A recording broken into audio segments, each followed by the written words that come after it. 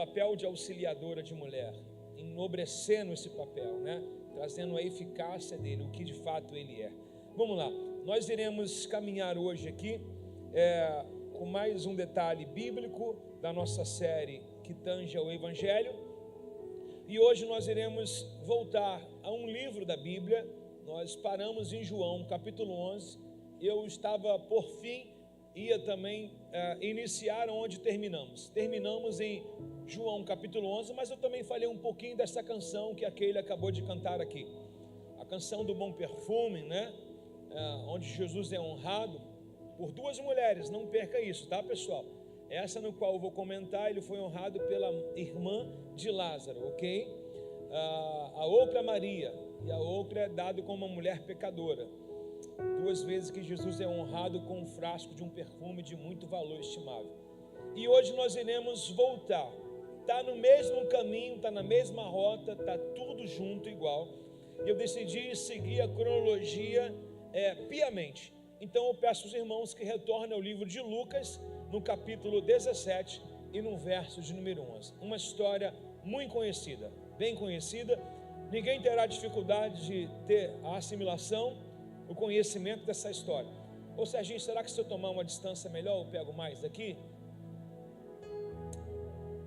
Eu acho que se eu ficar fora, porque parece que se aumentar dá uma microfonia aqui, não dá? Acho que eu ficar atrás da caixa aqui é melhor. Eu preciso ter mais um pouco de retorno. Pode ser? Beleza? Aleluia? Melhor. Ótimo. Lucas capítulo 17, verso 11. Vamos ter o prazer de falar da palavra de Deus. Apesar de estar cheia, a igreja está vazia, sabia? Vazia hoje. Bastantes cadeiras. Duas ali em cima. Eu acredito que os irmãos devam estar chegando do trabalho. Tempo chuvoso, geralmente é um pouco difícil o trânsito, né? Mas vamos torcer que eles cheguem bem. Louvado seja o Senhor por quem já conseguiu chegar. E Deus agirá com toda a longanimidade também aqueles que estão a caminho. Vamos lá. Diz assim o texto, por favor. Dirigindo-se a Jerusalém, Jesus chegou à fronteira entre Galiléia e Samaria. Se nós pegarmos as páginas anteriores, não de Lucas 16, mas na cronologia bíblica, né? A gente vai ver que ele saiu de Betânia, Chico. Ele saiu de Betânia e agora ele está dirigindo-se a Samaria. Está indo para Jerusalém e por passagem ele tem a beira-mar, Galiléia e Samaria. E aqui que se vai dirigir a nossa mensagem dessa noite hoje. Então, dirigindo-se a Jerusalém, Jesus chegou à fronteira entre Galiléia e Samaria. Ao entrar num povoado dali, 10 leprosos, mantendo-se em certa distância, clamaram: Jesus, mestre, tem misericórdia de nós. Ele olhou para ele e disse: vão, apresentem-se aos sacerdotes. E quando eles iam, foram curados da sua lepra. Um deles, ao ver-se curado, voltou para Jesus louvando em alta voz. Lançou-se aos seus pés, agradecendo-lhe pelo que havia feito. Esse homem era samaritano. Perguntou Jesus: não curei 10 homens? Onde estão os outros 9? Ninguém voltou para dar glória a Deus, exceto esse estrangeiro? E disse ao homem: levante e vá, sua fé te curou. Palavra de Deus para nossas vidas, que nossos corações estejam totalmente agora refém a somente essa palavra. Ela pode mudar pensamentos, ela pode trazer cura no corpo, na alma, no espírito. Ela pode tirar você de lugares de lepra e colocar você a lugares do sangue de novo, novamente. Ela pode melhorar a nossa vida, ela pode melhorar a nossa visão, ok? Ela pode nos tirar da visão de crítico, ok? Então essa palavra ela tem responsabilidades profissionais, matrimoniais, familiar, palavra do que dá no habitar, congregar, ela pode melhorar tanto aqui quanto em qualquer outro lugar que você se relacione com pessoas. Permita-se ouvir e entender essa palavra de hoje. Amém? Quero voltar aos irmãos e hoje o nosso tema são os 10 leprosos. Qual o tema de hoje? Quantos leprosos? 10 leprosos. Todo mundo conhece muito bem o texto, né? É um texto muito conhecido por todo mundo, em que o texto diz que são 10 leprosos, porém 9 não voltam após obterem o que eles haveriam recebido de Jesus, né? Um só voltou para agradecer, e 9 tomou por caminho, voltou para o lugar onde eles queriam, talvez onde era mais importante para eles naquele momento, né? Eu acho que não existe ninguém para compartilhar da nossa vitória a não ser Deus. Na verdade, a gente precisa sempre voltar à fonte que nos abençoou. É ou não é, pessoal? E agora, quando a gente tem esse texto descrito, a gente precisa tirar umas pérolas dentre poucos versículos. Se você for olhar do versículo 11 ao 18, acabou a história. A pregação hoje vai durar 10 minutos, vamos para casa. Mas não, entre um versículo e outro, existem parágrafos que devem ser observados, extraído o melhor no que tem dentro do parágrafo. Por exemplo, do versículo, no verso de número 1, do número 11, o primeiro que nós começamos, está dizendo assim, ó: dirigindo-se a Jerusalém, chegou à fronteira entre Galiléia e Samaria. Dirigindo-se quer dizer a caminho. Mas aí, se você ficar apenas pelas páginas da Bíblia e não saber qual o momento que isso está acontecendo, você vai achar que é uma história comum. O que está acontecendo é que Jesus está a caminho da sua última passagem em Samaria. Não vai ter outra. Daqui para frente será o caminho da sua rendição, da sua crucificação, da sua morte, do sepultamento, tudo. Quando Jesus ele é ungido pela mulher do frasco de perfume, em que os judeus não gostam do que é feito lá, ele está dizendo, ela está me preparando, me embalsamando, porque há de vir, está consagrando. Então, quando a gente olha esse texto, entendendo o momento que está sendo falado, entendendo uma hora que ele está sendo discorrido, ou seja, nós estamos vendo que existe 10 homens que estão mediante a sua última oportunidade de vida. Cate na Bíblia Sagrada, se é fácil curar-se de uma lepra. Uma lepra é tão difícil quanto a morte. Mas houve pessoas sendo ressurretas da morte. Está ruim, Serginho? Pessoas sendo ressurretas da morte no Antigo Testamento. Houve. O Eliseu, o Elias, houve pessoas sendo curadas de lepra no Antigo Testamento. Houve. Você conhece a história de Naamã, você conhece a história de Miriam. Mas pela lógica é um tiro, uma aqui, outro sei lá, nunca mais. Então uma lepra ela é tão perigosa quanto uma morte. Ela te isola tanto como um caixão também te coloca no mundo dos mortos. Estar leproso nesses tempos era viver numa aldeia refém e só com pessoas que falariam da sua lepra e nada mais. Ou seja, pessoas que tinham lamento a vida inteira. Literalmente estar isolado por uma questão de lepra é um verdadeiro inferno. Imagine uma pessoa comum, um pai de família, não pode mais ver os filhos. Por quê? Porque a lepra é contagiosa, a lepra se pega, é uma doença altamente transmissível. Não daria para estar com os filhos novamente, não daria para regressar à sua casa, não daria para voltar à sua atividade de trabalho, a sua atividade familiar, entre amigos. Você vai viver totalmente isolado. E pior, você pode ficar refém de pessoas traumatizadas na sua vida, porque uma vez que eu posso somente habitar com leprosos, então já não basta a minha reclamação, terei que ouvir reclamação de leprosos a vida inteira.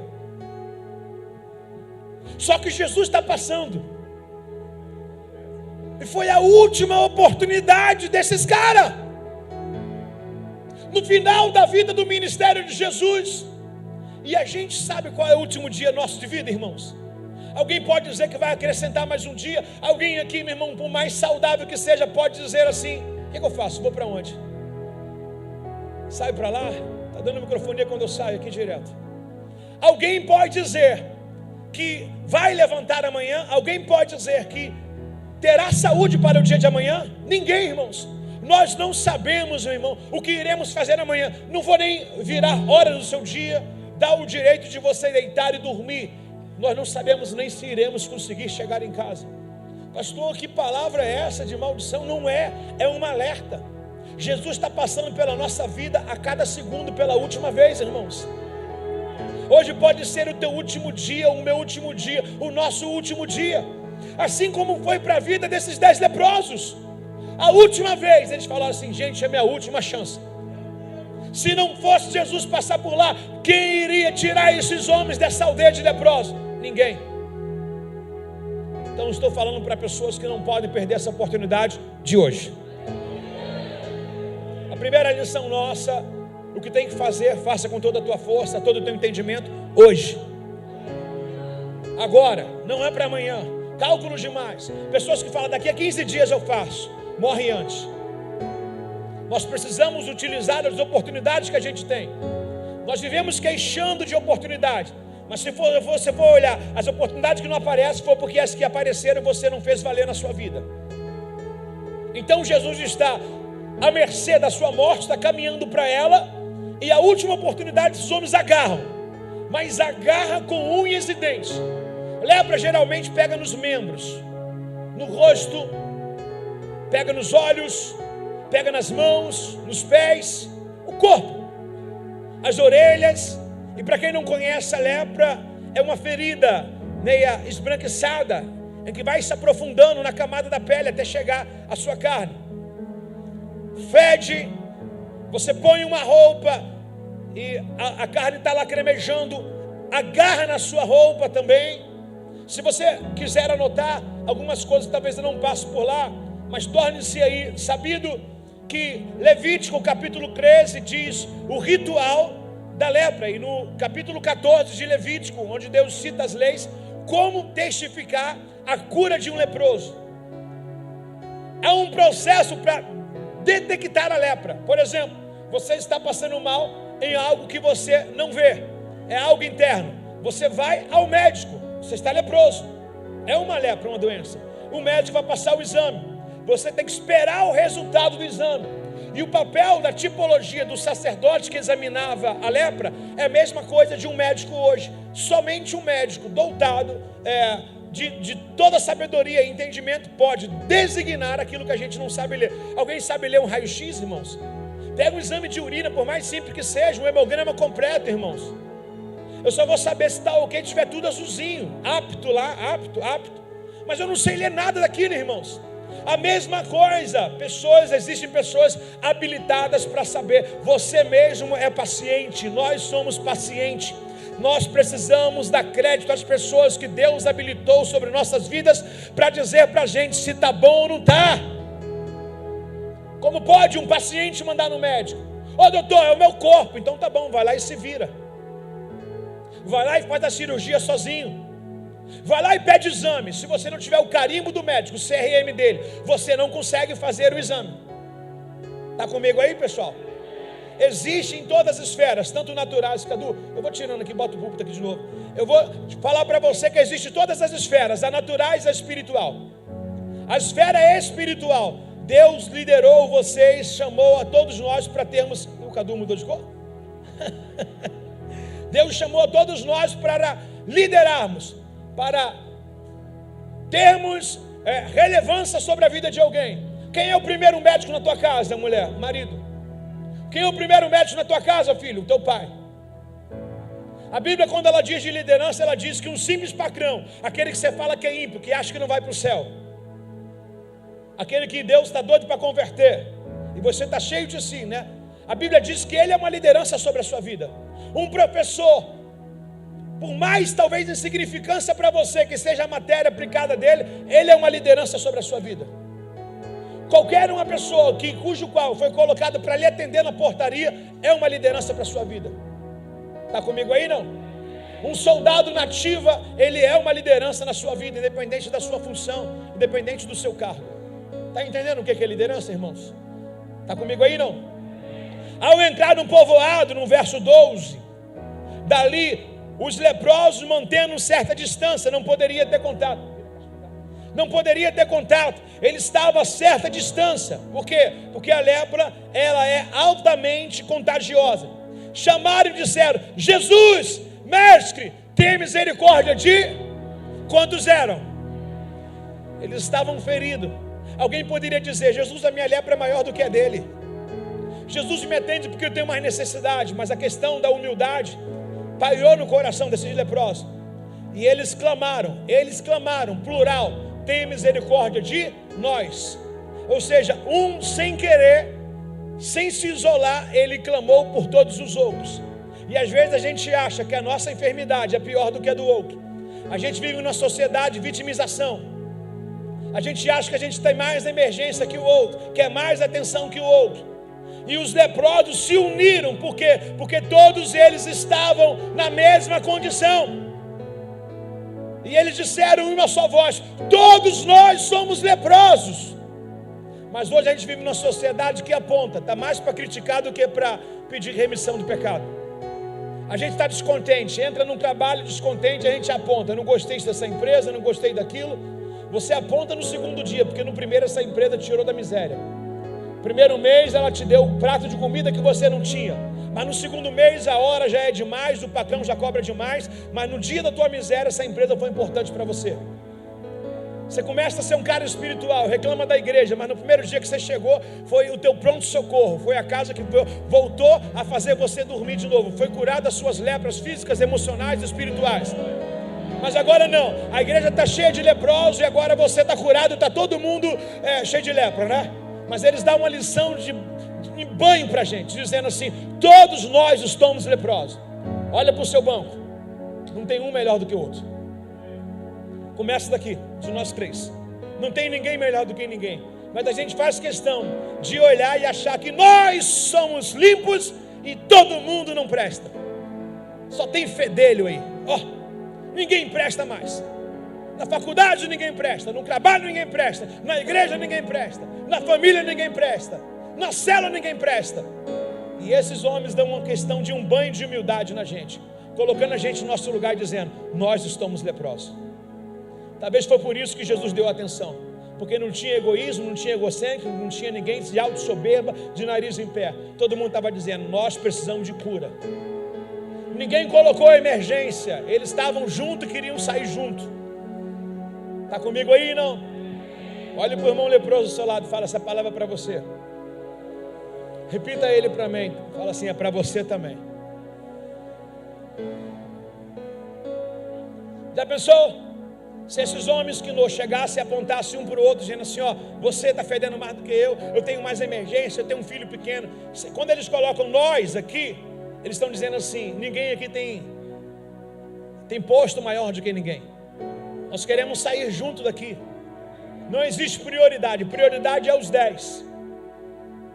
Prioridade aqui somos todos nós. Então um rogou pela lepra do outro. Um orou pela lepra do outro, um pediu misericórdia pela lepra do outro. Eles estavam dizendo: todos nós somos leprosos. O que me chama a atenção também nesse texto que Jesus passa, é que eu quero que você imagine alguém leproso, com a pele toda manchada, esbranquiçada, parece uma nuvem, começa a feder, eles têm que se coçar. Você sabe que uma sarna na pele já começa a coçar. Imagina esses homens.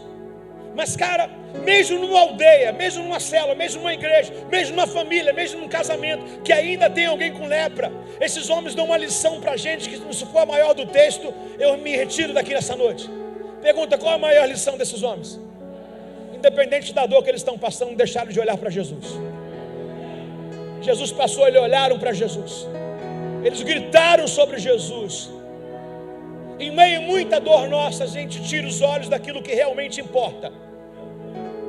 Em meio à nossa dor, a nossa fedelhança, né?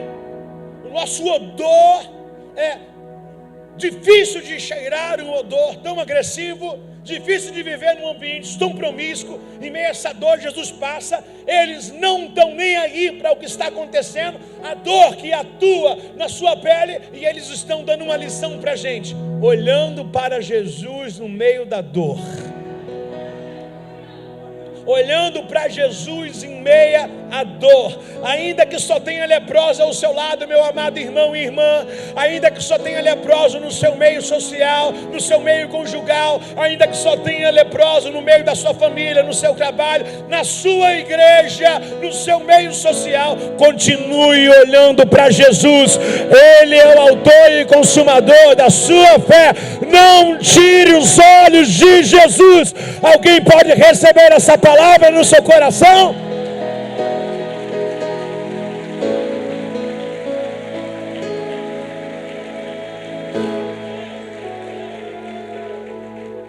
Quem é casado, levante suas mãos. Vivemos às vezes com uma lepra no nosso casamento. Parece que é só o que ruim, né? Parece que o marido só é aquele dia que ele te trata mal. Parece que a esposa só é aquele dia que não rolou legal. Parece que o casamento é só aquele dia da crise. Parece que é só isso. Não dá para olhar a outra parte boa? Será que o dia mau ele tem tão peso assim, sabe? Será que o dia que a gente não consegue vencer é o nosso ano, é o nosso mês, é a nossa semana? Não. Por que a gente dá tanta ênfase num dia ruim? Mas o dia tem uma semana, a semana tem um mês também tem anos. Por que a gente joga tudo na conta de um dia? Vou abandonar tudo, vou largar tudo, pronto, acabou, não quero mais nada, nem de casamento, nem de trabalho, eu não quero nem a vida. Por quê? Lembra da última oportunidade que foi dada para esses homens? Jesus estava passando por lá. Os homens colocaram os olhos em Jesus. Verso de número 14 tem outra lição para a gente. Como eu falei para os irmãos, são poucos versículos, mas todos eles têm a sua faculdade. Vamos entrar em mais uma matéria na nossa faculdade. Ainda bem que não é EAD, né? Ainda bem que é presencial. O pessoal que está de casa se matricule para assistir a aula. Ele olhou para ele e disse, verso 14: vão, apresente-se ao sacerdote. Vão, apresente-se ao sacerdote. Jesus olhou para esses homens, vovô. E após Jesus olhar para esses homens, ele disse: vão, apresentem-se ao sacerdote. Aí o texto diz assim, enquanto eles iam, repete comigo, enquanto eles, o que o texto mostra para a gente? Começaram a caminhar. Não viram nada para acreditar, só ouviram. Não precisou de sinal, não precisou de revelação, não precisou rodopiar, não precisou sentir emoção. Deus está falando comigo, não. Acreditaram no que estava ouvindo, na pessoa, no que estava refletindo a mensagem. E nem um sinal emotivo aconteceu. Jesus não cuspiu, como fez uma pessoa, e botou lodo nos seus olhos. Jesus não dirigiu nem outra fase de milagre. Não perguntou nada nesse primeiro momento. Apenas ele disse: vão, apresenta-te ao sacerdote. Teve outro leproso que Jesus curou. Esse outro leproso, há um diálogo de Jesus com ele, dizendo assim: o que você quer? Ele vai dizer: eu quero ser curado da minha lepra. Jesus curou ele, pediu uma coisa para ele: vai e não conte para ninguém. O pessoal estava doido, cego atrás de Jesus. E o texto diz que após aquele leproso sair da presença de Jesus, contou para todo mundo o que aconteceu. Aí veio uma perseguição ferrenha atrás de Jesus. Ele curou com uma palavra: ser limpo da sua lepra. Agora, para esses 10 aqui, por que eu entendo que esses 10 foram diferentes? Esses 10 estavam punidos. Alguma autoridade lançou eles nessa aldeia, chamado banco, chamado tempo da espera, da disciplina. Alguma coisa deva ter acontecido para que esses 10 leprosos pudessem ficar os 10 isolados nessa aldeia dos leprosos. Vão, apresenta-te ao sacerdote. Ou seja, Jesus chamou alguém que não estava ali, mas mandou ele até essas pessoas. Necessariamente eles nem foram lá. O texto diz que eles iam, e quando iam eles andando, foram o quê? Curados aonde está a cura da lepra? Aparentemente, se você ler o texto cegamente, você vai entender que é indo lá no sacerdote que acontece a cura. É ou não é? Parece que tem um óleo ungido lá, como Naamã teve a característica disso. Eu vou chegar na casa desse homem de Deus, ele vai rodopiar para mim, botar a mão na minha cabeça, vai dizer: lepra, sai em nome de Jesus. Não aconteceu nada daquilo. O que o Eliseu fez foi a mesma coisa que Jesus está fazendo: vai lá e lava-te, vai lá e apresenta. Você vê que a Bíblia toda se combina, se encaixa. E agora Jesus disse assim: vai lá e apresenta o sacerdote. O que Jesus estava testando? O nível da obediência desses homens. Porque eles não viram nada, então eles não tinham como caminhar. Um tipo de Abraão: sai da tua terra e vai para a tua parentela, eu vou fazer você uma grande nação. Senhor, mas o que eu tenho para ser uma grande nação? Nada, somente a minha palavra. Sabe, irmãos, a gente está desperdiçando aqui nível de cura na nossa vida, porque a gente está desdenhando das palavras que Deus tem falado. As palavras são poderosas. Quando você vê Deus criando tudo, Deus não criou a partir de alguma coisa, Deus criou a partir do nada, somente a palavra. E Deus vai dar um compromisso com a palavra, dizendo assim: eu velo pela minha palavra. Toda palavra que sai da boca de Deus não volta para Ele vazia, sem antes produzir o resultado para o qual ela está sendo enviada. E a gente está desdenhando a palavra. Nós devíamos vir para cá com luva de goleiro, irmão, e agarrar cada uma delas. Você vai acordar amanhã, as coisas não mudou, mas você tem uma palavra, eu te garanto que vai mudar. Você vai acordar amanhã, o diagnóstico do médico continua o mesmo, mas você tem uma palavra que o diagnóstico vai mudar. É sobre isso, irmãos. Não é vir para cá para fazer patotinha, não é vir para cá para colocar a conversa em dia, para arrumar seguidores no Instagram, para ver quem é a menina solteira da igreja, quem é o rapaz novo solteiro da igreja. Não é vir para cá para bater carteirinha, não. É vir para cá para receber a palavra, irmãos. É vir para cá para se alimentar da palavra, irmãos. É vir para cá para tomar posse de toda a palavra que sai da boca de Deus. Ele se revela na palavra dele. Ele disse: vai lá e se apresenta ao sacerdote. Os caras foram. No meio dessas que os caras foram, deram as costas, perceberam todos eles. No mínimo a coceira passou. No mínimo um olhou para o outro e falou: caramba, gente, vocês estão percebendo o que acontece? Olha, a mancha acabou de sair, o outro, a minha também, a minha também. E agora, o que a gente vai fazer? No mínimo, nós somos curados pelaquilo que nós ouvimos, irmãos. Já viu uma tipologia em YouTube e Instagram dizendo que o ouvido, ele é como um útero seu? Você já reparou no Instagram, tem um rapaz que comenta isso, que o nosso ouvido parece até um neném na placenta da barriga da mãe aqui, sendo gerado, de cabeça para baixo ele aqui. Sabe por que muitas áreas da sua vida não estão vivas? Porque você tem dado ouvido a pessoas enganadoras. Pessoas enganadoras, pessoas desmotivadas, desmotivam você, anulam o seu propósito, elas paralisam sua caminhada. Você precisa ouvir aquilo que Jesus está dizendo. Mais uma vez eu repeti o que falei no último culto: só bote o ouvido aonde Deus está falando. Aonde Deus não tem voz, você não tem ouvido, irmãos. Se Deus não está falando, eu vou fazer o que ali, meu irmão? Você mais um Saul da vida. Saul sacrificou, e Deus não falava. O que Saul fez? Abandonou aqui, foi no espírita. Foi lá na sessão de kardecismo ouvir Deus falar. Se Deus não fala aqui, como é que eu vou buscar Deus em outro lugar, irmão? Aqui é Betel, aqui é o nosso Val de Jaboque, aqui é o nosso encontro com Elohim, é o Shaddai, Adonai, Jireh, Rafá. É nesse lugar, meu irmão, é nesse lugar. Não bote ouvido aonde Deus não está falando. E nem todo mundo que fala o nome de Deus é Ele falando. Pelos frutos conhece a árvore. A Bíblia diz: olhem atentamente a carreira dos seus líderes e imitai. Hebreus 13, verso 7. Tem gente imitando gente fracassada, que não vence na vida, que não tem uma vida conjugal alinhada, que não tem uma vida espiritual alinhada, que não tem uma vida familiar alinhada, que não tem uma vida financeira resolvida em nada, e quer dar conselho a outra. Está cheio desses aí na internet dando aula de coach. Aí você acorda às 5 da manhã para assistir aula, mas quer dormir no culto onde Deus está falando.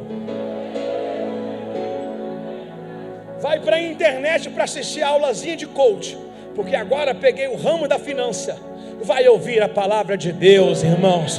Vai prestar atenção na palavra de Deus, irmãos. É ela que traz vida, é ela que tem a responsabilidade de alinhar nossos dias. Pelo amor de Jesus Cristo, tem alguém entendendo o que está sendo formado nessa noite aqui, meu irmão?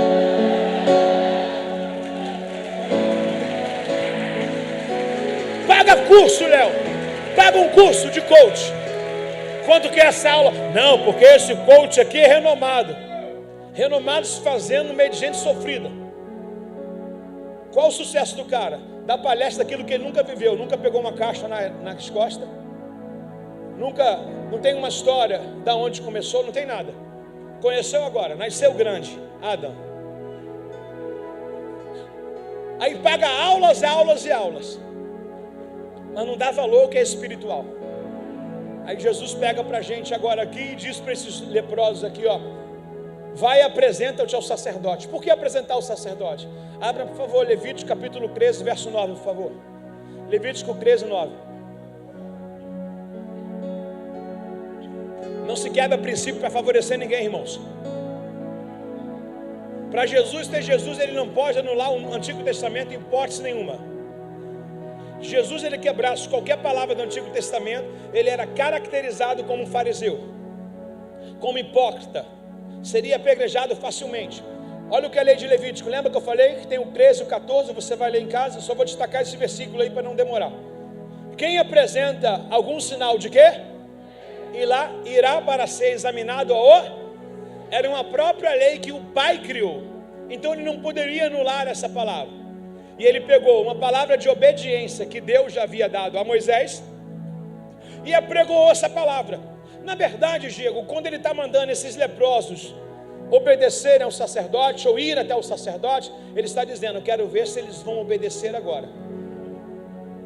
Primeiro, nada mudou na vida desses leprosos. Eles continuavam leprosos, conversando com Jesus, ouvindo Jesus. E todo mundo quer andar a partir de um começo. É dada a largada, né? O juiz apita, né?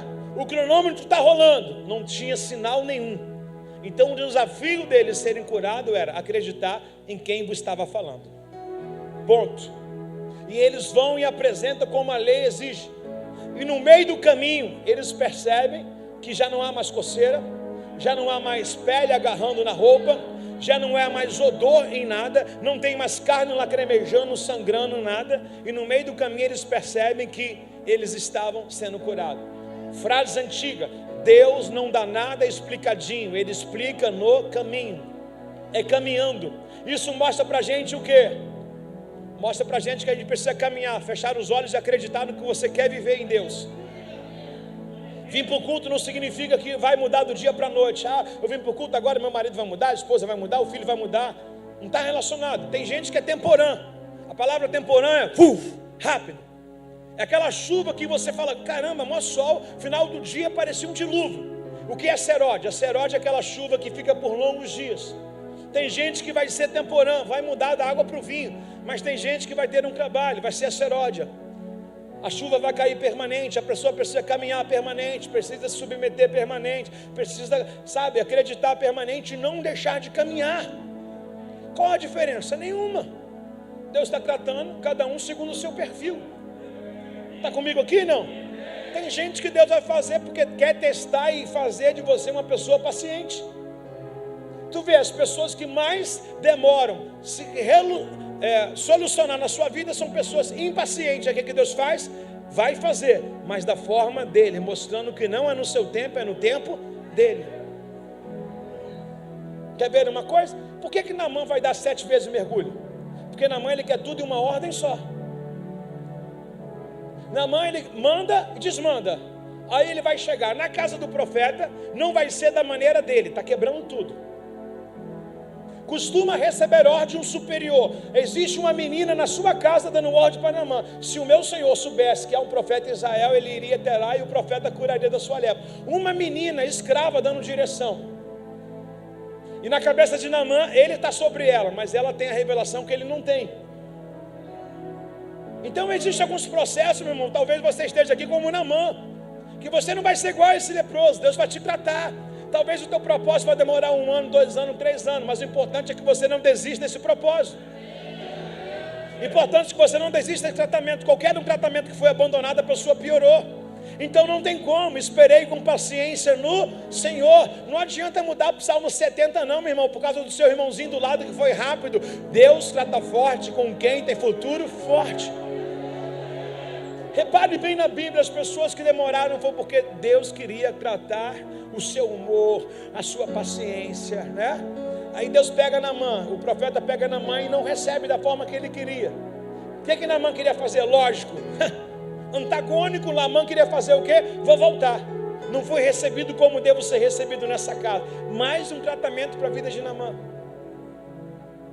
Aí Naamã tenta voltar, aí Deus vai utilizar mais quem? Mais um servo. Agora quem é o servo? O que está próximo de Naamã. Um dos seus auxiliares, um dos seus capitães também.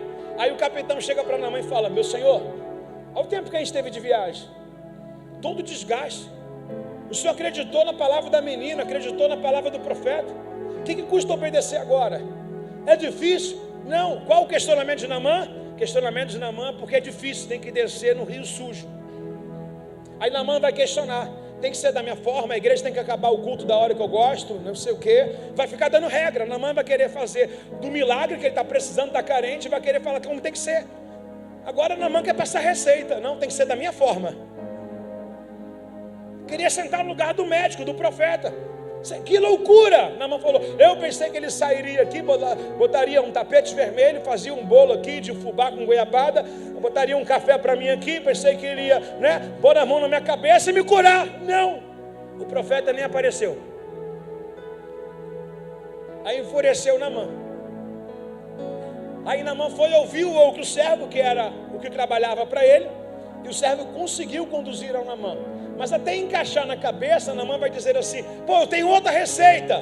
Qual a receita que Naamã tem? Os rios de Israel são mais limpos. E a gente fica escolhendo. Qual a igreja que eu gosto? A que fala mais ao meu coração? Qual a célula que eu gosto? Qual o tipo de pregador que eu gosto? Acredite, tudo que você não gosta é porque faz bem a você. E o nível do evangelho tem que ser esse. Tem que ser esse. Tem que ser o evangelho que te aborrece. Tudo falado dentro da palavra, tem que ser o evangelho que cai no teu confronto. Você precisa ter um pastor que fala, quero faltar que eu estou cansado. Meu irmão, toma uma vergonha. Tem que ter esse nível. Porque no dia que você estava desempregado, você vai pedir emprego. Agora quer ficar cansado? Tem que ter esse nível. Não, tá bom, Deus entende. Deus entende nada. 1 Coríntios capítulo 15, verso 58. Firmes, constante, superabundante na obra do Senhor. Constância. Olha como é que o autor de Hebreus diz para a gente. Para nós abrirmos mão de tudo que é embaraçoso. Olhando para Jesus, Hebreus 12. Mas abrimos mão de tudo que nos torna vagaroso. O que nos torna vagaroso? Arrumar um compromisso, mas vai perder a pegada espiritual, vai se tornar vagaroso. Cá para nós daqui, qualquer coisa que vai te tirar daqui, vai querer te dar, um tchan. O salário precisa aumentar, senão você não vai largar. Bobo. A proposta precisa ser uma proposta melhor do que você está. Senão você vai falar, é o diabo. O diabo querendo pegar. Irmão, o diabo não pega ninguém abaixo do que você tem. O diabo vai querer te oferecer acima do que você tem. Jesus só tinha pão, ele falou, tem um pé. Jesus tinha pé, ele falou, tem um pão. Jesus veio sem governar nada. O diabo falou, te dou governo. E a gente olha as páginas da Bíblia, a palavra mais falada na atualidade da igreja mundial hoje é renúncia. Mas ninguém entende o que é isso. Ninguém entende o que é isso. A gente fala renúncia na vida dos outros, mas não renunciamos à nossa própria vida. Aí Naamã está lá questionando. Aí tem o rio, todo sujo. Aí ele fala 7 vezes, 7 vezes. Irmão, qual o problema da palavra 7? Ele podia ser 27, 37. Eu não quero aqui trabalhar numerologia bíblica aqui não, mas foi um número colocado. Vai lá e lava-se 7 vezes aqui. Para ver o nível da obediência, a perseverança, até o número. Poderia ser 6, poderia ser 8, poderia ser 9. Mas o que o texto está mostrando para a gente? Obediência. Por que a gente não é curado de muitas coisas na nossa vida? Falta para nós obediência. A gente acha que tudo que a gente ouve é heresia. Questiona. Tem um monte de doutor aqui, pode ter um monte de teólogo de plantão me questionando. Eu estou pregando heresia, tira a minha e coloca a sua. Bonito. Apóstolo, bispo, querubim, quarta pessoa da trindade, santidade, pseudo da informação do evangelho. Não obedece, espanca a mulher em casa, dá calote nos outros na rua e quer pregar. Nome no SPC quer pregar. Deve a todo mundo quer pregar. Usa carro clonado quer pregar. Porra, irmãos, é o nível do evangelho que a gente está tendo aí, irmãos. Vocês estão atrás, vai lá. Vai lá. Quer o quê? Revelação do CPF agora? Quer que fale o último número do CPF? Vou acertar de alguém, 29. Quem tem o CPF do número 29? Quem tem? Levanta a mão. Pastor Jorge, acertei. Esse que eu te digo, varão. Tu é casado com uma mulher chamada Fátima. Tu tem uma filha morena, linda, solteira. A sua cara. Vai casar ano que vem, irmão. Aí já é revelação mesmo. Aí já é revelação mesmo. Irmãos, não fazer o caminho é menos trabalhoso para a gente. É ou não é, jovem? Não fazer o caminho, se tiver alguém para fazer por mim, glória a Deus, mas Deus mandou você caminhar. É no meio do caminho que as respostas vai vir. Levante suspeita, irmão, quando as coisas vierem fácil para você. Levante suspeita com tudo aquilo que aparenta ser ouro, mas não é. Cuidado que nem tudo que brilha tem valor. Está comigo aí, meu irmão? Quem vai caminhar com Jesus? Levante a mão, por favor. Quem aí vai caminhar com Jesus? Lá em cima, agora abaixa a mão os leprosos. Antônio, tá ligado, né, Antônio? Então aprendemos o nosso nível de obediência. Voltando ao nosso texto base, por favor, de Lucas capítulo 17, verso 15, por favor. Lucas 17, verso 15. Posso caminhar? Um deles, ao ver que foi curado, voltou a Jesus, louvando a Deus em alta. Irmãos, presta atenção, presta atenção. Volta lá no versículo, irmão André. Irmãos, é muito bom às vezes ter um cara solteiro na igreja. A Bíblia diz assim: os solteiros cuidem das coisas do Senhor. O cara estava na projeção dos casados ontem, está na projeção do solteiro ontem. Se é um cara casado, fala: minha mulher não quer ir, a minha mulher está ocupada, o meu marido está ocupado. Olha como é que um solteiro se torna útil na obra do Senhor. Eu não vou dizer que um casado não faça, mas tem gente botando culpa na Eva, e não é. É a falta de posicionamento do Adão. Olha como é que termina o versículo 13, André, por favor. Dá uma olhada. A última palavra é o quê? O que significa nós pra gente? Diga, 10. O que significa 9? Gente, o que significa 9? Aí.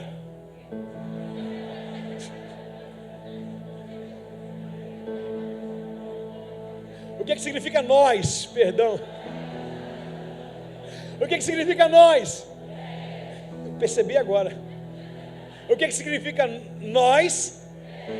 O que significa nós? 10, né? Agora no verso 15, você sabe que eles foram curados e voltou. Como começa o texto agora?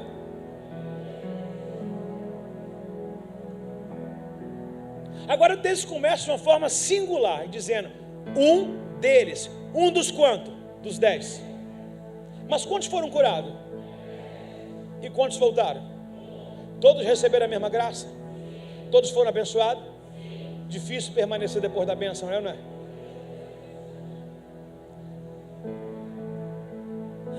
Eu ando reparando algumas coisas na igreja que é coisa minha, eu sou meio doido para isso.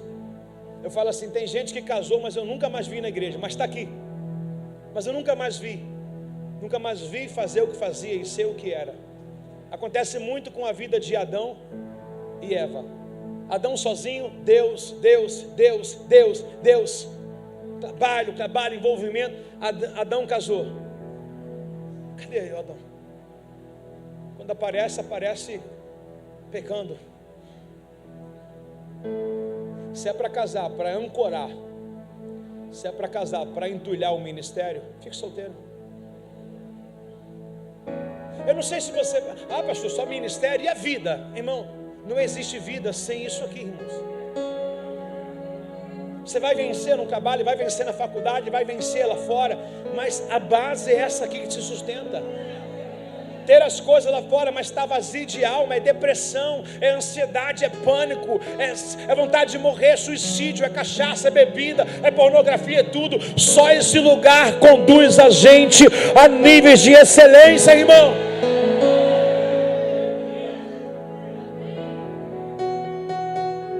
Um deles, ao ver curado, voltou a Jesus louvando em alta voz. Um só. Aqui eu diria assim: muitos são chamados, mas só os escolhidos sabem louvar a Deus quando o milagre acontece. O que acontece nos nossos dias? Quantos foram curados? 9 foram por rodízio de pizza e um veio comemorar no culto. Quantos foram curados? 9 foram fazer seu aniversário fora e um veio comemorar o seu aniversário em um lugar onde recebeu a vitória. Nós não podemos deixar de alimentar a fonte que nos alimenta, irmãos. Jesus foi o canal de bênção para esses leprosos. Lembrando no contexto que eu falei lá na introdução, há 40 minutos atrás, esses leprosos tinham famílias. Aqui também se aplica aquilo que mais contradiz a gente. Quem ama a sua família mais do que a mim, é o que aconteceu. Você acha que esse outro leproso que voltou não tinha com quem se relacionar? Não tinha uma família para prestar, sabe, a homenagem? Não tinha uma família para mostrar, olha, estou curado, agora posso voltar para casa. Tinha também, mas nem só porque eu tenho família, eu devo deixar de adorar a Deus nas horas também de maior alegria da minha vida. 12 ladrão na cruz, quantos? Lucas 23, um do lado direito e da esquerda. Um olha para Jesus e fala: tu não é rei dos judeus? Pregou muitos, salvou muitos, curou muitos, ressuscitou. Sai daí, me tira também. Com essa tônica de ira, essa fala, com esse peso de cobrança, esse cara queria voltar e queria praticar os mesmos motivos no qual o levou a estar naquele lugar. Agora o outro do outro lado, ele diz: poxa, nós fizemos, ô Silvio, por merecer estarmos aqui, pregando arrependimento para outro ladrão na cruz. Nós estamos aqui porque pecamos, nós merecemos. Esse homem nada de mal fez. E ele olha com um olhar de piedade para esse homem e diz para ele, para Jesus: lembra-te de mim ao entrar no seu reino. Sabe, irmãos, depois que a gente acha um perdão desse, a gente não quer mais sair dessa cruz. A gente não quer mais. A ideia do outro era: me tira daqui. Para quê? Porque eu quero continuar roubando, eu quero continuar com a minha vida. A cobrança dele era tão pesada que ele não queria descer pelo perdão, ele queria descer para começar, para continuar com seus atos cruéis. Mas o outro não, falou: Senhor, achei o meu lugar. Crucificado eu estou com Cristo Jesus. Agora já não vivo eu, mas Ele vive em mim. E a vida que agora vivo no corpo, vivo na fé no Filho de Deus, que Ele morreu e ressuscitou o meu lugar, e está sentado à direita de Deus Pai, e onde virá julgar os vivos e os mortos, e ao soar da trombeta, ei, quem vai primeiro aí, meu irmão? Dá uma salva de palmas para Jesus, se você pode. Oh!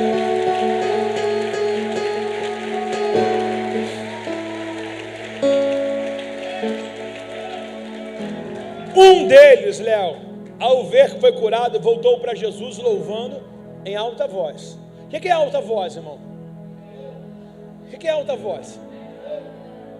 O que é alta voz, irmãos? Por exemplo, você acabou agora de ser agraciado com uma dádiva de Deus. Suponhamos que você até esse exato momento estava com muita dor aí, e agora, pum, a dor saiu. O que você faria?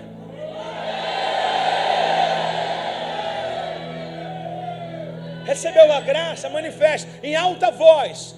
Ao ver que foi curado, voltou para Jesus louvando em alta voz. Preste atenção no que vai ser anunciado agora. Lançou-se aos seus pés, agradecendo pelo que havia feito. Esse homem era... Olha quantas pérolas o texto mostra para a gente. Poucas linhas. Samaritano. Se você for olhar pela lógica, quando ele diz samaritano, quem eram os outros? Judeus. A chuva vem para todos, irmãos. E no momento que a gente está molhado dessa chuva, a gente não se sente melhor do que ninguém. Por que eles rogaram nós? Há uma guerra muito ferrenha entre os judeus e os samaritanos, mas eles estavam juntos. Eles estavam juntos. Não deixe de reconhecer pessoas quando você estiver no seu pior dia da vida. Não. Judeu e samaritano não se dá, mas nesse momento, nesse episódio em que há uma lepra, eles foram juntos. Estavam todos eles à mercê do mesmo milagre, refém de tudo. Agora o interessante também é mostrar para a gente que Jesus mandou se apresentar ao sacerdote. E aqui está outra chave da nossa história dessa noite hoje. Pergunta qual? Por que esse homem voltou? Ele voltou porque ele não quer viver apenas de aparência. Por quê? Ele não quer apenas mostrar relatório para os homens no qual foi instruído. Ele falou: eu estou limpo perante os homens, agora eu quero estar limpo perante a Deus também. A Bíblia não anula os homens e a Bíblia não anula Deus.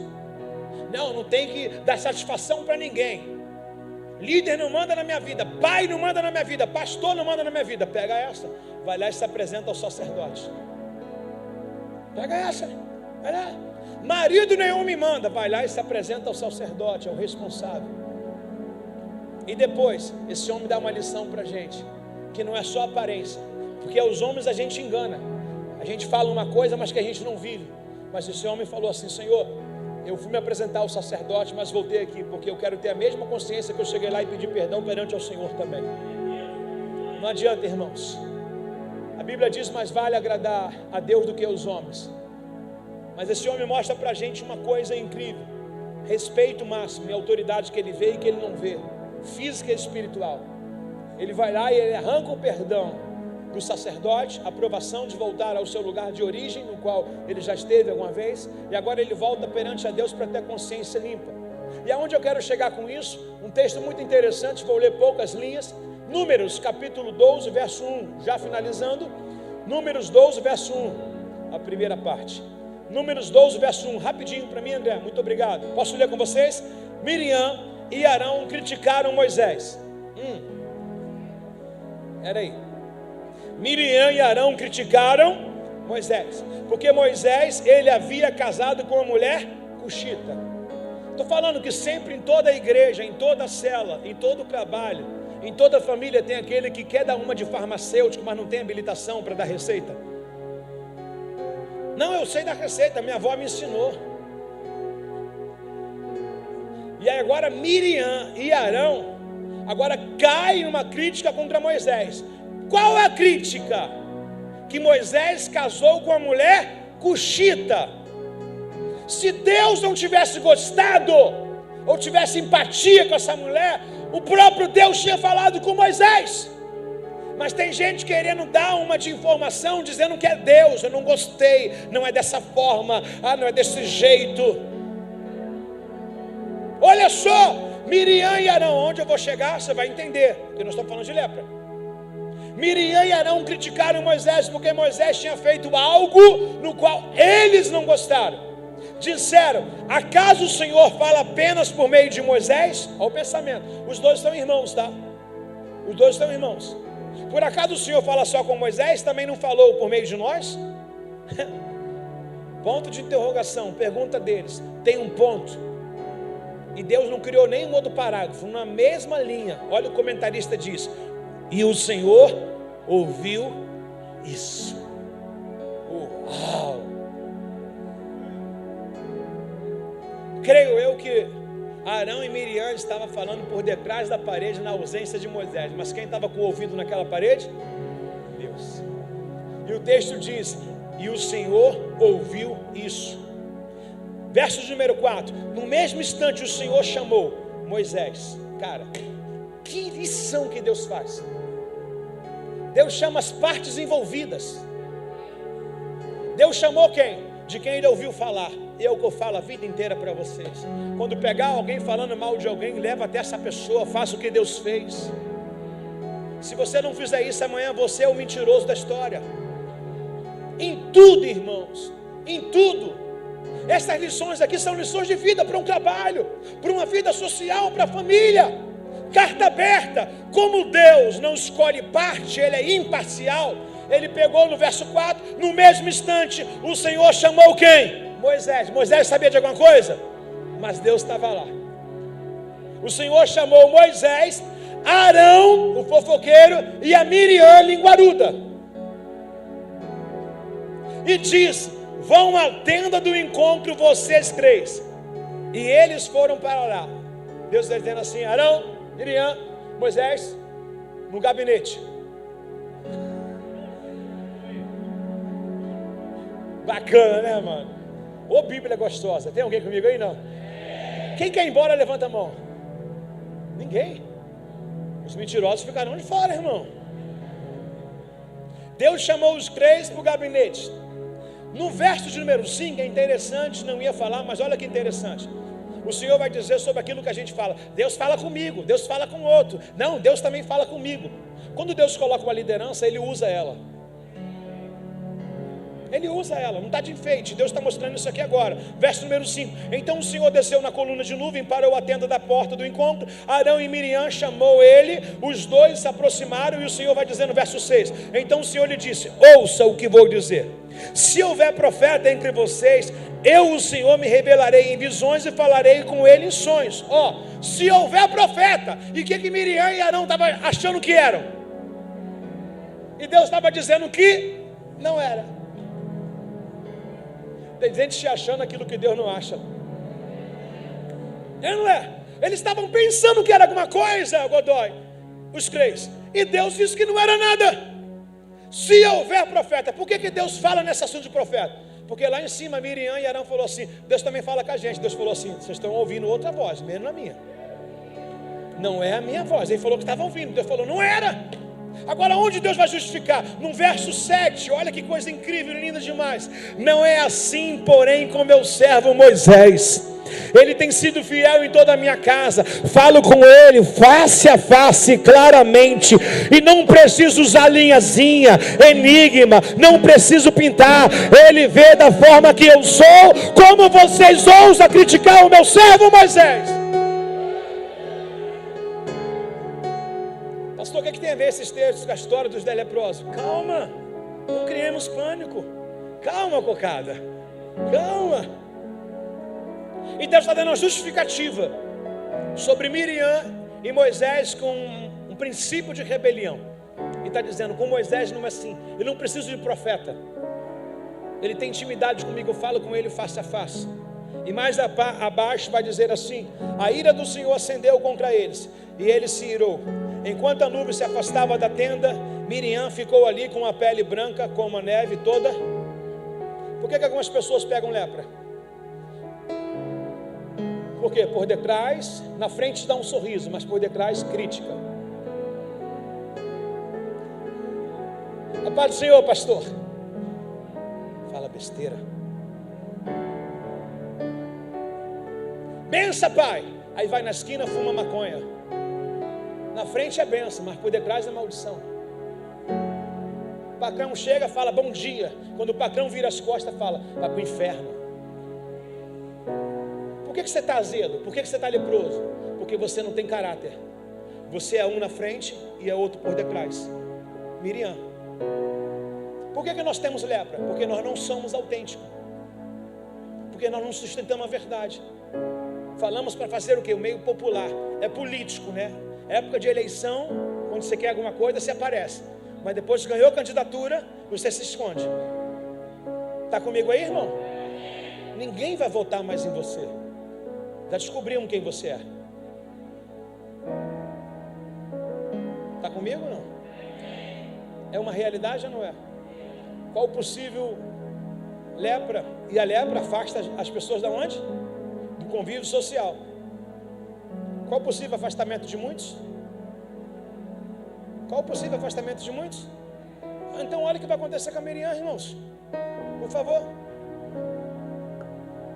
Miriam ficou leprosa e viu o que tinha acontecido com ela. Chamou a Moisés. Oh, meu Senhor, por favor, não castigue pelo pecado que insensamente cometemos. Não permita que ela fique como a pele de quem nasce morto, ou seja, fedendo, né? Uma carne morta, já em decomposição.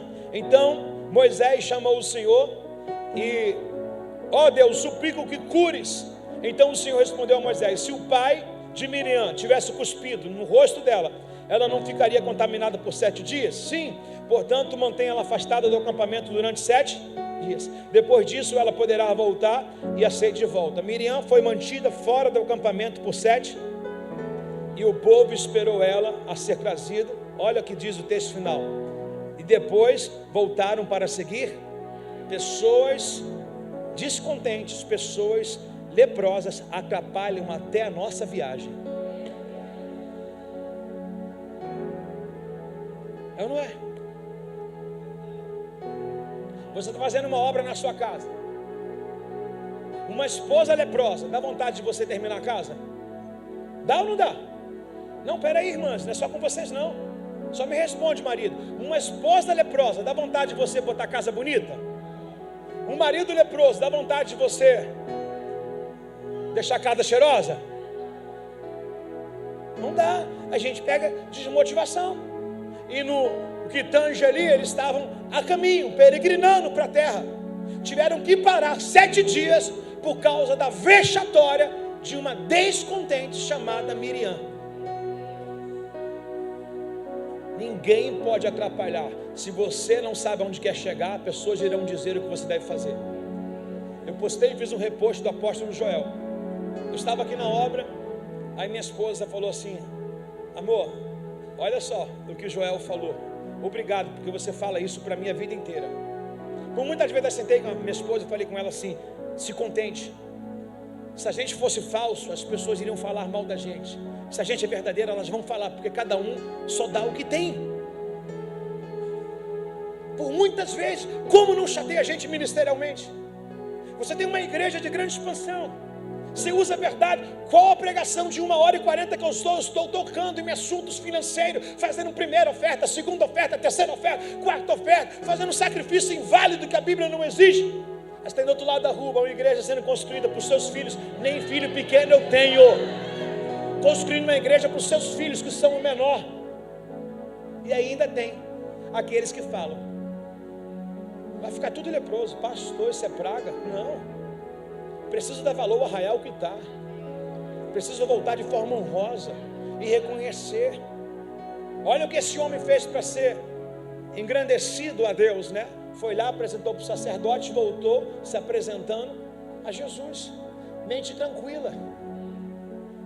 Não, eu já pedi perdão a Deus, Deus sabe. Pediu perdão a Deus, Deus sabe. Vai lá em quem você ofendeu e pede perdão também. Mente tranquila perante as pessoas, mente tranquila perante a Deus. Pastor, essa mensagem é bíblica. Que bacana, usando a mensagem da Bíblia de forma cronológica. Qual o assunto que caiu para a gente?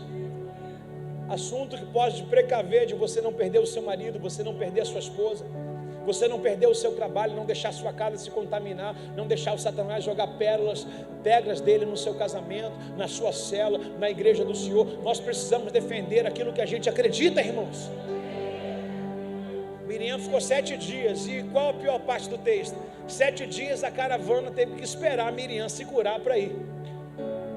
Quem não trabalha sempre vai dar trabalho. Quem não faz sempre vai dar trabalho. Quem não se envolve sempre vai ter queixa. Está comigo aí, irmãos? Podemos terminar? Verso 18, por favor. Ninguém voltou para dar glória. Lucas 17, verso 18, Andrezinho. 18.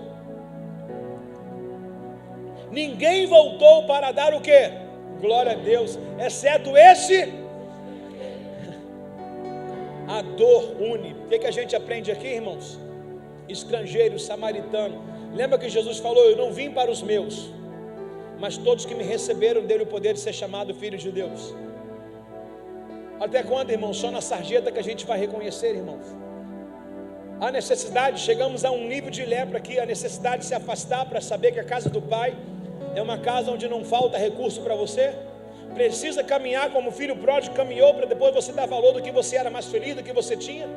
Será que tem que ser assim, irmão? Pagar com a própria vida para ver que não tem outro caminho. Ele diz: eu sou o caminho, eu sou a verdade, eu sou a vida, irmãos. Tem 2 jovens que foram me pedir agora uma carta de recomendação, que estão indo para outro país para fazer um high school, uns 3 meses, uma temporada, e é muito bom para eles. Eu falei para eles: se vocês estão pensando que vocês vão aprender lá, anota o que vocês estão falando. Pelo país que você vai levar mais um legado do que receber de lá. Porque você precisa entender o que Deus está fazendo no nível do Brasil. Precisa entender o que está acontecendo no Rio de Janeiro. Tem criminalidade? Tem, mas tem um avivamento. Tem uma igreja aberta. Uma igreja aberta num lugar desse. Uma igreja aberta com 2.000 pessoas reunidas na quarta-feira, 9h51 da noite. Amanhã é dia útil, todo mundo está trabalhando, todo mundo tem a fazer, todo mundo tem casa, tem comida para fazer, tem filho para cuidar, tem marmita para fazer, todo mundo tem as suas responsabilidades. E se você não sabe, o ajuntamento é um sinônimo de avivamento. Vai numa igreja num país afora, você vai contar um membro aqui, outro lá, outro lá, outro lá, e está a gente aqui. Um monte de leproso reunido dizendo: Jesus, olha por mim aqui, ó. Jesus, eu estou aqui, ó. Olha a minha lepra aqui, Senhor. Toca em mim, toca em mim, toca em mim. Toca em mim. Tem alguém aí nessa noite, meu irmão? Uma coisa que eu aprendo com a lepra é o seguinte: um leproso, ele nunca vai procurar alguém sã. Verdade ou mentira? Ninguém que está mal espiritualmente encosta, dificilmente, era para ser, mas não é, encosta lá de alguém pegando fogo em brasa. Deixa eu ver quem está igual a mim. Já reparou a fila do banco? Você vê que tem um grupo, irmão, daqueles que está dizendo assim: que fila, cara, quero correr, quero fazer, quero minha vida acontecer, eu tenho filho para cuidar, etc e tal. Mas tem aqueles que não querem que a fila cabe, porque são aqueles que tiraram aquela hora para fofocar de tudo, para destilar a dor. Olha o nome de uma: Maria do quê? Das dores. A outra, Maria da cruz, né? A outra, Maria de vai resota. Um monte de Maria, desculpa as irmãs Maria, ok? Mas um monte de Maria conversando, conversa que não leva ninguém a lugar nenhum, e fica ali na fila do banco. Se pudesse, ficaria o expediente bancário, porque não pede emprego na agência. Está trabalhando para o inferno de graça, não é nem remunerado. Meu Deus do céu. Agora você que está ativo, que tem propósito, sabe, que tem muita coisa para fazer no dia, meu irmão, você está doido para aquela fila acabar. Por quê? Porque você quer trabalhar, quer ir para a academia, quer pegar o filho na escola, quer fazer a comida, quer passear, quer congregar, quer ganhar uma vida, quer visitar alguém. Você está comigo? A nossa fila tem propósito.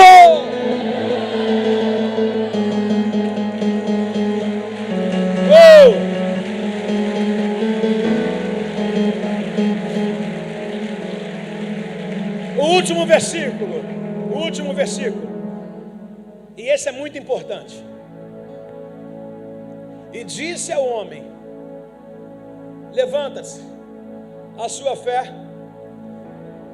Precisamos entender outras formas de literaturas bíblicas, ou seja, traduções.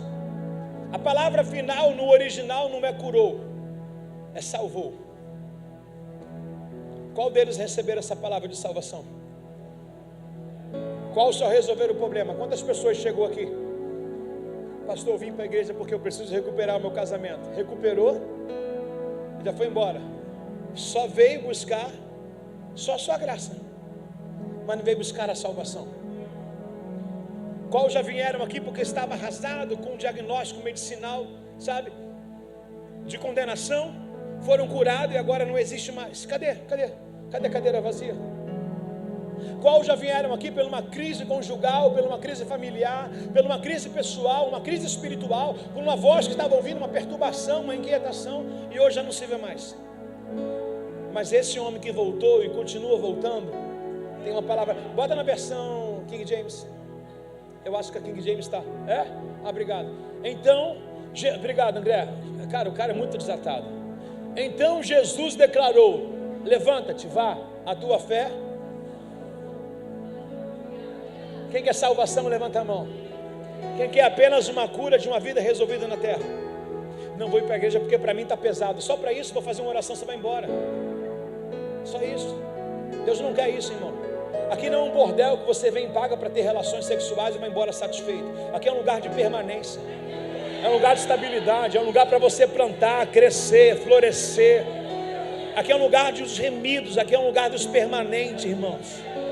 Aqui é um lugar no qual o salmista diz: na casa do meu pai tem muita alegria. O salmista, ele vai colocar uma vida de 1000 anos para um dia, ele vai dizer: mas vale um dia do que 1000.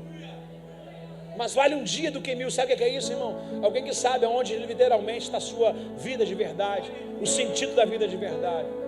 E Jesus olha para aquele leproso. Poderia ter voltado, Mike, para a sua vida. Poderia ter voltado, irmãos, para o seu habitat natural. Poderia ter comemorado com a sua casa. Não que ele deva deixar de fazer isso. Por exemplo, muitas pessoas falam assim: não vou me batizar porque o meu marido não está aqui, a minha esposa não está aqui. Eu acho esse momento importante para a minha família. Legal. Jesus está totalmente agora errado. Jesus agora é um herege. Maria estava no batismo de Jesus? José estava? Seus irmãos estavam? A família precisa entender que tem momentos que é a gente e Deus, irmão. Jesus batizou sem o amparo da família. Ninguém estava lá e ele foi. E tem gente falando assim: não vou deixar o meu familiar vir para me decidir. Irmãos, tudo vai começar pela minha ação. A minha ação, tudo começa através de mim. Eu não tenho que esperar ninguém. Se eu sei fazer o que é certo, tem que começar por mim, irmãos. Tem que começar por mim. Levanta, a tua fé te salvou. Uau! Agora eu fico imaginando um cara remido que veio louvando. Então, se ele veio louvando, ele conhecia a Torá todinha, que era o Antigo Testamento vigente, no qual Jesus pregava o Antigo Testamento. O Novo se criou após, na década de 60, 70, 80, quando os apóstolos foram relatando a história no qual eles vivenciaram com Jesus. O Novo Testamento não existia. Se você pegar a Bíblia, a aplicação pessoal, você vai ver que essa Bíblia data a narrativa de todas as histórias. Agora, o Novo Testamento está sendo criado, mas o Antigo vinha. Então esse homem tinha a Torá na cabeça, conhecia tudo de cor e salteado, e ele veio dizendo assim: agora sim, eu entendo o que o salmista falou, o que os profetas falaram, o que meus pais ensinaram. Adquiri não somente a cura, mas a salvação.